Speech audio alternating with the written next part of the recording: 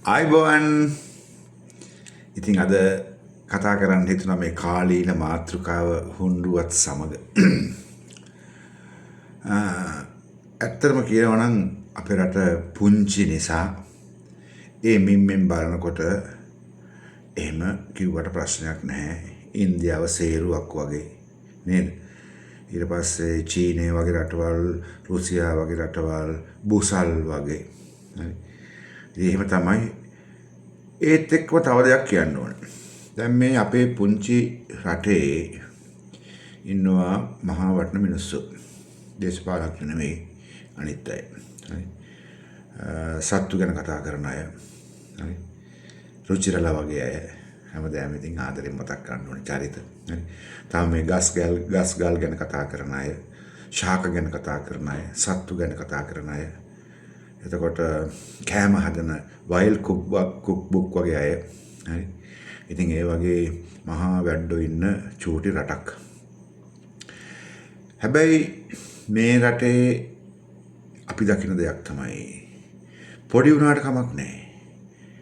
හැබැයි පොඩි වෙනකොට මෙහෙම දෙයක් තියෙනවා. සාමාන්‍යයෙන් දූපතක මිනිස්සුන්ගේ දැනුම ඉත අඩුයි. ඒකට හේතුව තමයි ඕන් දූපතක්නේ. දූපතක් කියලා මුහුදෙන් වට වෙලා තියෙන තැනක්. එතකොට හිතන්නකෝ ඕස්ට්‍රියාව වගේ රටක්. මම මගේ PhD එක කරේ ඕස්ට්‍රියාවේ. ඕස්ට්‍රියාව වටේට තියෙන රටවල් 7ක්. ඕස්ට්‍රියාවට මුහුදක් නැහැ. ඒකට ඕනම රටක ඉඳලා ඕස්ට්‍රියාවට එන්න පුළුවන්. ඕස්ට්‍රියාවේ ඉඳලා ඕනම රටවල් 7කට වත්තෙන් එහා පැත්තට පස්සේ ගියාට පස්සේ යන්න පුළුවන්. හරි. ඉතින් අපේ රටේ එහෙම නැති නිසා හරි. ඉතින් අපි ජියෝග්‍රැෆිකලි හරි භූමියෙන් අයිසොලේට් වෙච්ච රටක්, පුංචි දූපතක්. හරි. ඉතින් ඒක ඇත්තටම කියනවා නම් වැරද්දක් නැහැ. හරි. අපිටම බනිනවා වෙලාවකට ඇත්ත. හරි. අපි කියනවා නිතරම අපි අර මොකද ලිඳේ ඉන්න ගෙම්බු වගේ කියලා. ඇත්ත තමයි. අපි ලිඳේ ඉන්න ගෙම්බු වගේම තමයි. ඉතින් ඒකේ වැරද්දක් කියන්න බෑ. ඉතින් ඒක දූපතක් වීමේ අසිරිය. හරි. හැබැයි මේ දූපතේ ඉන්න උගත් මිනිස්සු ඉන්නවනේ. හරි. දැන් මමත් උගතෙක් ඇත්තටම කියනවා. බොරු කියන්න ඕනේ නැහැ. හරි. ඉතින් ඒ නිසා තමයි මේ වගේ දේවල් කරන්න පුළුවන් වෙන්නේ. එහෙම නැත්නම් මේ වගේ දේවල් අපිට කරන්න බෑ. හරි. එතකොට අපි වගේ මිනිස්සු ඉන්නවා මේ රටේ. මට මතකයි මම තනමළුවේ ඉන්නකොට අර හේනේ අපි බඩු බාණ්ඩ ගොඩාක් ගෙනල්ලා කංශවලින් හදන ඒවා සමාජ මාධ්‍ය හරහා ප්‍රදර්ශනය කරන කාලේ දවසක් මම විජිත හේරට බොහොම අමාරුවෙන් කතා කරා. එයාට මම කිව්වා මෙන්න මෙහෙම දේවල් කරන්න පුළුවන් කියලා. එයා ඇහුවා ඇත්තද කියලා. මම කිව්වා මේ රටවල එහෙම කංශ නීතිගත වෙනවා. ඇත්තද කියලා ඇහුවා. විජිත මල්ලි ඉතින් මේක මේ උඹට නරකකට කියනව නෙමෙයි. අපි ඉතින් ඇත්ත කතා කළ යුතුයි. හරි වාගේ වැරද්දක් නැහැ. හරි වා ඉගෙන ගත්තේ ඒ විෂය තුල මේ රටේ මෙහෙම දේවල් ගැන කවදාවත් කතා කරන්නේ නැහැ. ඉතින් ඒක කාගේවත් වැරද්දක් නෙමෙයි. හැබැයි අපි පිළිගන්නවා, මමත් පිළිගන්නවා අපි ලිඳේ ඉන්න ගෙම්බ වගේ. හැබැයි මගේ PhD සඳහා හරි 2000 මම රට යන්න පටන් ගත්තේ 95 දී. 95 දී මාලදීවයට ගිහලා අවුරුදු 4ක් හිටියා. හරි. ඊට පස්සේ ලංකාවට ඇවිල්ලා රිසර්ච් කරා. අමරසිංහ සර්ත් එක්කලා වැව් ගැන, මාළුව ගැන. හරි. එතකොට කුලේලා වගේ අය දැන් මහාචාර්යවරු. හරි. එතකොට අජිත් කුමාරලා, හරි. ප්‍රභාත්ලා වගේ අය. හරි. එතකොට ඒ ඉඳපු කොල්ල ගොඩාක් දැන් විශ්වවිද්‍යාලවල කතිකාචාර්යවරු, ජ්‍යෙෂ්ඨ කතිකාචාර්යවරු, ආචාර්යවරු, මහාචාර්යවරු ඉන්නවා. හරි. ඉතින් එහෙම තමයි වෙන්න ඕනේ. හරි. අපි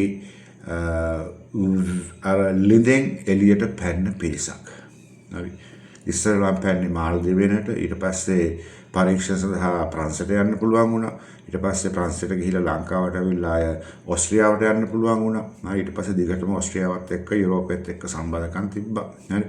එතකොට ඕලන්දය, හොලන්ඩ්, ඇම්ස්ටර්ඩම්, පැරිස්, ප්‍රංශය, ඊට පස්සේ චෙක් රිපබ්ලික්, හරි.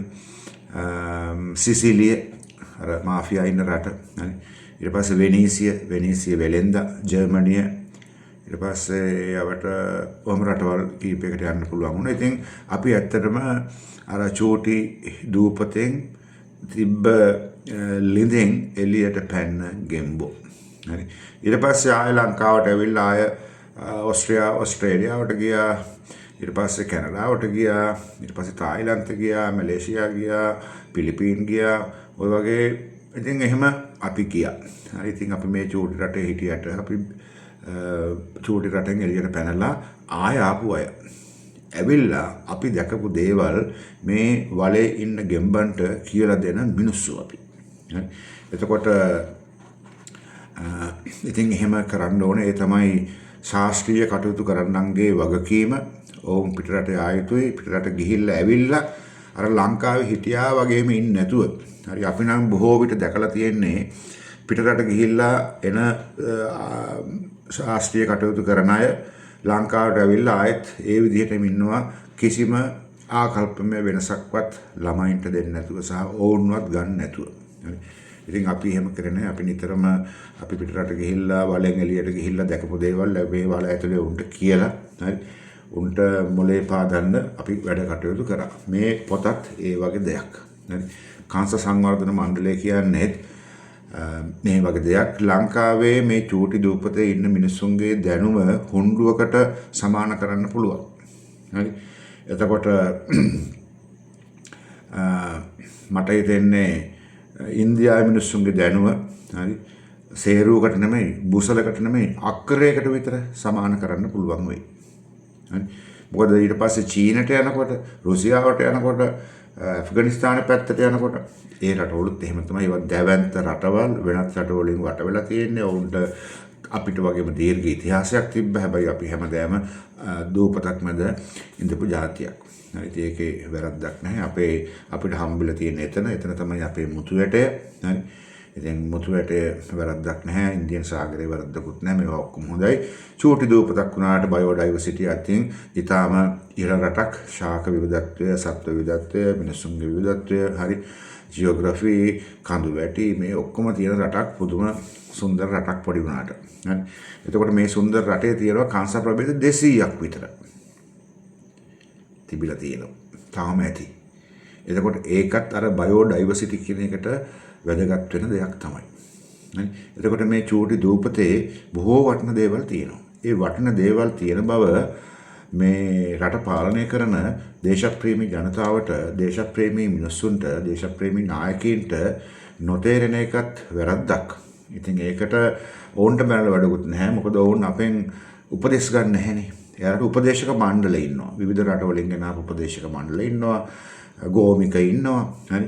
ගෝමිකත් ආවේ පිටරට ඉඳලා නේද? එයාත් පිට කාලයක් පිටරට ඉඳලා ලංකාවට උපදේශකයෙක් හැටියට ගෙන්න ගත්තා.